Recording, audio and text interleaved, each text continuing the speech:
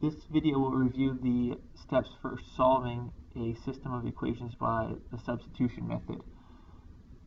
As you can see up here, we have our steps for solving a system by substitution, and we will do a quick review. I choose to use the substitution method when there is a variable already solved for itself, or if there's a coefficient of 1 in front of one of the variables. Otherwise, the elimination method is usually easier. So in this case, step 1 is to solve one equation for a variable, and in our example here, the x is already solved for itself, so therefore this step is done.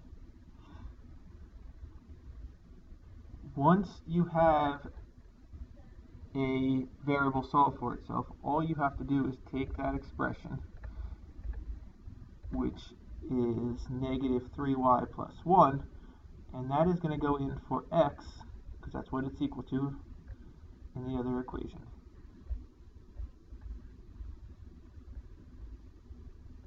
This has converted two equations into one equation with one variable, which we can now solve one equation with one variable. So that's going to be our next part of step 2, is we're going to solve for the y now. So I want to distribute first, distribute the 4, and then going to add my like terms, which negative 12y and negative 3y gives me that negative 15y, plus 4 equals negative 11.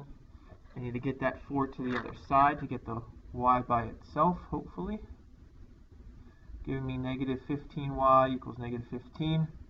And when I divide by negative 15, I get y is equal to 1.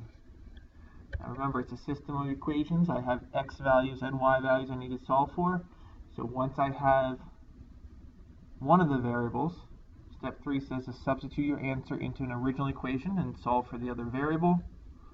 So I'm going to put 1 in for y in either equation, but usually one equation is going to be easier. In this case, the top equation will be much easier to work with. So I'm putting a 1 in for the y in that top equation, and then I just simplify with PEMDAS.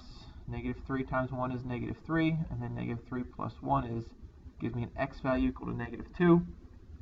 And again, my last step, always when you write a system of equations, to write your answer as an ordered pair.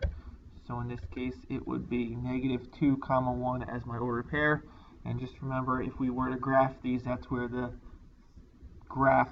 two graphs would intersect at that point, negative 2, 1. That's our review for substitution. Take a look at that example on the bottom. It has the worked out solutions and step-by-step material.